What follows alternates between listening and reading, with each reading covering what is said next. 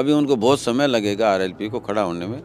अभी तो 3 विधायक हैं, विधानसभा में पहुँच मुख्यमंत्री बनाने के लिए सोचिए। आज हनुमान बेनीवाल ने गांव में सभा करते हुए कहा कि पिंचा जी मेरे साथ विधायक थे जब मैं था, तब वो विधानसभा में इतने सवाल नहीं उठाते थे और भंवरलाल जी तो खुद चाहते थे कि कांग्रेस की सरकार जाए। नहीं, आरएलपी का भी भाई साहब मैंने आपको बताया कोई वजूद वाली बात नहीं है, उसको बहुत समय लगेगा। जितना उन्होंने विधानसभा में 7 बार में नहीं उठाया, जितना मैंने 5 साल में उससे ज़्यादा विधानसभा में मुद्दे उठाए। वो गाँव-गाँव में जा रहे हैं, वो एक ही बात कह रहे हैं कि मुझे मेरे पिताजी के अधूरे सपने पूरे करने हैं। तो मैं जनता से ये पूछ रहा हूँ कि 35 साल उनको मिल गए, फिर भी सपना अधूरा है, तो क्या 35 साल और चाहिए उनको सरदार शहर के विकास के लिए? पिछली बार भी आरएलपी के यहाँ चुनाव लड़े थे, उनको 10,000 वोट आए थे। तो नफ़ा नुकसान तो क्या है कि जनता के ऊपर है, हमें कोई खतरा नहीं है उनसे। आपके जो प्रतिपक्ष नेता हैं आपकी पार्टी के, वो कह रहे हैं कि अब की बार लीलन को वोट मत देना, चाहे कांग्रेस बीजेपी किधर भी वोट डाल देना। इसके क्या मायने निकाले जाएंगे? नमस्कार, मैं अजय कुमार, आप देख रहे हैं बोल हिंदुस्तान। बोल हिंदुस्तान की चुनावी यात्रा लगातार सरदार शहर के उपचुनाव को लेकर सरदार शहर से जारी है और आज हमारे साथ एक ऐसे कैंडिडेट हैं जिसको सरदार शहर ने कई बार सुना है, कई बार देखा है। आज भाजपा से उम्मीदवार अशोक पिंचा जी हमारे साथ हैं। इनसे जानेंगे कि आने वाले 5-10 महीने का जो चुनाव है उसमें अगर सरदार शहर की जनता इनको चुनती है तो क्या ऐसा खास काम वो सरदार शहर की जनता के लिए करेंगे, क्या मुद्दे हैं इनके, क्या समस्याएं लेके ये मुद्दे लेकर जनता के बीच जा रहे हैं। अशोक जी, सबसे पहले तो आपका बोल हिंदुस्तान में स्वागत है। धन्यवाद। जैसा कि देखें, सबसे पहले तो आपकी टिकट से बात करते हैं। काफ़ी बार आप चुनाव लड़ चुके हैं, 35 साल तक भंवरलाल जी ने सरदार शहर पे विधायक रहे, मंत्री रहे और उनको आपने ही टक्कर दी, उनके बराबर में आप चुनाव लड़ते रहे, एक चुनाव आपने जीता भी। क्या वजह रही कि जनता इतनी साथ नहीं आ पाई एक बार के अलावा? जनता इसलिए साथ नहीं आई कि एक चुनाव जीतने के बाद में लोगों को ये लगा भी कांग्रेस का राज आ रहा है, तो कांग्रेस का राज मानते हुए वापस भंवरलाल जी को चुन लिया और कोई डिफरेंस नहीं था। एक सबसे अहम सवाल ये आता है, सबसे पहला सवाल कि आपने आपके समर्थकों से हमने सुना है कि अशोक जी चाह रहे थे कि मैं चुनाव ही नहीं लड़ूं अब, क्योंकि मैंने बहुत चुनाव लड़ लिए हैं, मैंने 5 साल का कार्यकाल भी किया है, जनता को काम भी किए हैं और अब मैं चुनाव नहीं लड़ना चाहता। फिर अचानक क्या वजह रही कि उपचुनाव में आपने शायद मेरी अनिच्छा थी, लेकिन कार्यकर्ताओं की भावनाओं को देखते हुए मैंने फैसला किया चुनाव लड़ने का और उसमें उच्च नेतृत्व जो पार्टी का था उनकी भी ये राय थी कि मैं जनता के बीच में वापस जाऊं। अभी हम 35 साल की बात करें, भंवरलाल जी शर्मा की बात करें, जिनके निधन के बाद ये उपचुनाव हो रहे हैं, तो आपको क्या लगता है कि 35 साल में सरदार शहर को जो विकास होना चाहिए था वो विकास हुआ है या फिर अभी भी वो अधूरा है? ऐसा है कि अभी जो प्रत्याशी है उनके लड़के अनिल शर्मा जी, वो गांव-गांव में जा रहे हैं, वो एक ही बात कह रहे हैं कि मुझे मेरे पिताजी के अधूरे सपने पूरे करने हैं। तो मैं जनता से ये पूछ रहा हूँ कि 35 साल उनको मिल गए, फिर भी सपना अधूरा है, तो क्या 35 साल और चाहिए उनको सरदार शहर के विकास के लिए? तो आपको क्या लगता है कि 35 साल में उन्होंने कोई काम करवाए या नहीं करवाए? ऐसा है, 35 साल में सरदार शहर विधानसभा क्षेत्र इतना पीछे चला गया, विकास से महरूम रह गया। अगर अपनी बात करते हैं किसानों की, तो सबसे ज़्यादा यहाँ इरिगेशन का बेल्ट हो गया है। किसान हाहाकार मचा रहे हैं, एक भी 4 साल में कोई नया स्ट्रक्चर बिजली के अंदर खड़ा नहीं हुआ, किसान बहुत महरूम हो गए। हालात ये है कि 3 से 4 घंटे बिजली से ज़्यादा बिजली नहीं मिल पाती, स्ट्रक्चर बनाने कनेक्शन कुछ हो गए। यही हालात डीएपी की, यूरिया की है। ब्लैक में चाव जितनी मिल रही है कि उनको तो भ्रष्टाचार करना है, वो कह रहे हैं आधा आप ले और आधा उनको खिलाओ। तो यहाँ कोई विकास नाम की चीज़ उन्होंने 35 साल में की नहीं। अगर की होती तो आज उनको विकास के अधूरे काम गिनाने की क्या आवश्यकता थी। अभी बाज़ार में जब हम लोगों से मिल रहे हैं, उनसे उनकी राय जान रहे हैं कि क्या माहौल है, तो अलग अलग लोग अलग अलग अपनी राय रख रहे हैं। लेकिन कुछ लोग ये कह रहे हैं कि भंवरलाल शर्मा के जाने के बाद कुछ सिंपैथी के वोट, और कुछ लोगों ने ये कहा कि हमने 5 साल के लिए उनको वोट दिया है तो 10 महीने बचे हैं, क्यों हम उन्हें एक बार वोट दे दें। इस तरीके को आप कैसे देखते हैं? सिंपैथी वाली कोई बात नहीं है। अनिल शर्मा जी 2 साल से राज्य मंत्री हैं, उन्होंने कोई भी जनता की सुध नहीं ली, कभी जनता के बीच में गए नहीं। तो सिंपैथी जब उसकी होती है जिसने जनता को फेस नहीं किया। वो 2 साल से राज्य मंत्री हैं, 4 साल से भंवरलाल जी की अगर तबीयत खराब थी तो वो जनता को संभालते। तो सिंपैथी वाली कोई बात नहीं है। बिल्कुल। अभी अगर देखें तो बीजेपी भी बड़े बड़े दाव खेल रही है, अपने बागियों को या जो नाराज़ चल रहे हैं उनको, उन नेताओं को बीजेपी में शामिल कर रहे हैं। कल आपकी एक मीटिंग थी, सभा थी, जिसमें बीजेपी के शीर्ष नेतृत्व के नेता आए थे और यहाँ आपके पास की विधानसभा से, रतनगढ़ से जो बागी थे, रणवा जी वो बीजेपी में शामिल हुए हैं। क्या लगता है कि जो बीजेपी में अभी जो काफिला जुड़ रहा है उससे इन चुनावों पे प्रभाव पड़ेगा और कितना पड़ेगा? ऐसा है, बीजेपी कार्यकर्ताओं की पार्टी है। कार्यकर्ता कोई भी व्यक्ति पार्टी में आता है तो उसका ज़रूर चुनाव में फ़ायदा होता है, निश्चित रूप से, इसमें कोई दो राय नहीं। ये घर वापसी इसलिए हो रही है कि लोगों को समझ में आ गया कांग्रेस रसातल में चली गई। कांग्रेस का आगे नाम लेने वाला भी नहीं मिलेगा। आने वाला समय भारतीय जनता पार्टी का है। नरेंद्र मोदी जी के नेतृत्व में जो हम लोग काम कर रहे हैं, आने वाले 2023 में भी राजस्थान में भारतीय जनता पार्टी की सरकार बनेगी। इसलिए जनता का रुझान राज्य के साथ को जुड़ने में हो गया है। अभी अगर देखें राजस्थान की हालत में देखें तो राजस्थान में कांग्रेस की सरकार है और कांग्रेस में जो अंदरूनी कलह जो चल रही है उसका कहीं ना कहीं आपको फ़ायदा होगा? फ़ायदा तो होना ही है। होटलों से सरकार नहीं चलती, सरकार जनता के बीच में आने से चलती है। इसलिए तो वो तो 4 साल से होटलों में व्यस्त है। अशोक गहलोत अपनी कुर्सी बचाने में लगा हुआ है। हर एमएलए को छूट दे रखी है। जो भी कांग्रेस का एमएलए प्रत्याशी रहा है वो एक मुख्यमंत्री की हैसियत से काम कर रहा है।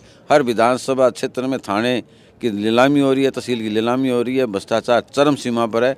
इस बात से जनता त्रस्त हो चुकी है।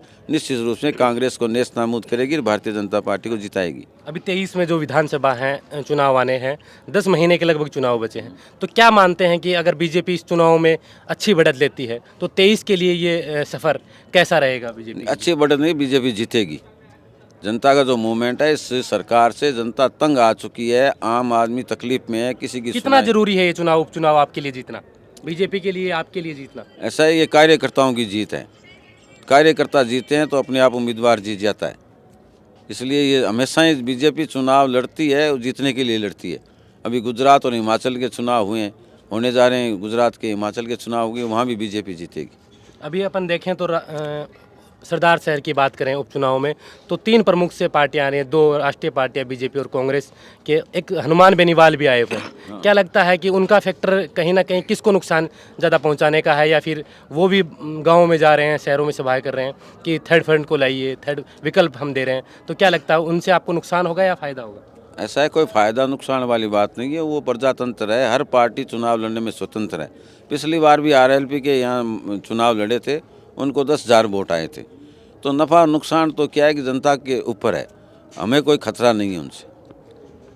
आपके जो प्रतिपक्ष नेता हैं आपकी पार्टी के, वो कह रहे हैं कि अब की बार लीलन को वोट मत देना, चाहे कांग्रेस बीजेपी किधर भी वोट डाल देना। इसके क्या मायने निकाले जाएं कि उधर वोट व्यर्थ हो रहे हैं? अगर वोट भैया, अब 10,000 वोट लेंगे तो व्यर्थ ही है, नहीं तो इधर काम आएंगे, नहीं उधर काम आएंगे। तो उनका कहना सही है कि व्यर्थ की जगह डालने में क्या फ़ायदा। अभी उनको बहुत समय लगेगा आरएलपी को खड़ा होने में। अभी तो 3 विधायक हैं, विधानसभा में पहुँच मुख्यमंत्री बनाने के लिए सोचिए। तो लंबा सफ़र बीजेपी ने तय किया, उनको भी तय करना पड़ेगा। अभी क्या लगता है 10 महीने का जो कार्यकाल होगा और सरदार शहर की जनता अगर आपको चुनती है तो क्या विकास के कार्य लेके जा रहे हैं आप जनता के बीच में, क्या मुद्दे लेके जा रहे हैं? हमने वसुंधरा जी की सरकार थी, उस समय जो मुद्दे उठाए थे वो सर्व विकास के मुद्दे थे। आपको बता रहा हूँ कि 132 का जीएसएस यहाँ वसुंधरा जी के समय बना था। 220 का यहाँ जीएसएस बना था, वसुंधरा जी के समय बना था। 2008 में वसुंधरा जी जब मुख्यमंत्री पद छोड़ के गई थी, उस समय भी 132 का जीएस पातली सर में बना था। सबसे ज़्यादा आवश्यकता यहाँ बिजली की है, जो ट्यूबवेल चल सके तभी जाके यहाँ के किसानों का, गरीब व्यक्ति का हित होगा। वरना ये विधानसभा क्षेत्र रसातल में चली गई। कांग्रेस ने कभी इस बात को ध्यान दिया नहीं। इस कारण से सरदार शहर की जनता त्रस्त है और आने वाले चुनाव में भारतीय जनता पार्टी को सपोर्ट करेगी। अभी हम जब गाँव में जा रहे हैं, लोगों से, बुजुर्गों से बात कर रहे हैं, बच्चों से बात कर रहे हैं, तो कई गाँवों में समस्याएं हैं कि जो सरकारी स्कूल है, जो स्कूलें हैं, अस्पताल है, वहाँ डॉक्टर नहीं है, स्कूलों में टीचर नहीं है। तो क्या इन 10 महीने का कार्यकाल आपका जो रहेगा, अगर सरदार शहर की जनता आपको चुनती है तो क्या वो सुविधाएँ आप दे पाएंगे उन्हें? निश्चित दे पाएंगे। माननीय भवनलाल जी शर्मा विधानसभा में 7 बार एमएलए रहे हैं।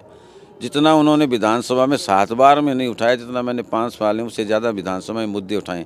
विधानसभा में बोलने से ही, प्रजातंत्र में बोलने से ही कुछ न कुछ मिलता है, चाहे कांग्रेस की सरकार हो चाहे बीजेपी की सरकार हो।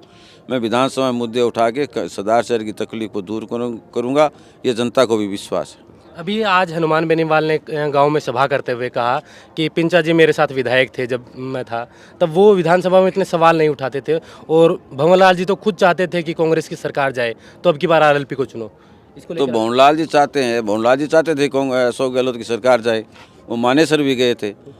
तो जनता भी यही महसूस कर रही है। जो भवनलाल जी चाहते हैं अशोक गहलोत मुख्यमंत्री नहीं रहे, उनका अगर सपना है तो उसको अनिल जी को पूरा करना चाहिए, भवनलाल जी का सपना। नहीं, वो ऐसे कह रहे हैं कि अगर बीजेपी जीत जाती है तो ज़्यादा फर्क नहीं पड़ेगा बीजेपी के लिए, क्योंकि 23 में आप खुद ही कह रहे हैं कि सरकार बनने जा रही है, और कांग्रेस भी अगर हार जाती है या जीत जाती है तो ज़्यादा फर्क नहीं पड़ेगा, लेकिन आरएलपी जीतती है तो नहीं, आरएलपी का भी भाई साहब मैंने आपको बताया कोई वजूद वाली बात नहीं है, उसको बहुत समय लगेगा। भारतीय जनता पार्टी कहाँ से कब से चालू 80 से बनी थी, अब तक सफ़र तय किया है, 45 साल हो गए, तो उनको भी समय लगेगा आरएलपी को तैयार करने के लिए। अभी आपको उपचुनाव में जो आप टिकट ली है, बीजेपी के उम्मीदवार हैं, तो क्या 23 में फिर से आप सरदार साहब से चुनाव लड़ेंगे? ये जब कार्यकर्ताओं की भावना होगी वैसा होगा, आगे की बात कौन बता सकता है? क्या लगता है आपको? नहीं, क्या आगे की बात कौन बता सकता है अभी? वो तो नेतृत्व तय करेगा, कार्यकर्ता मांग करेंगे, उस हिसाब से भारतीय जनता पार्टी टिकट देती है।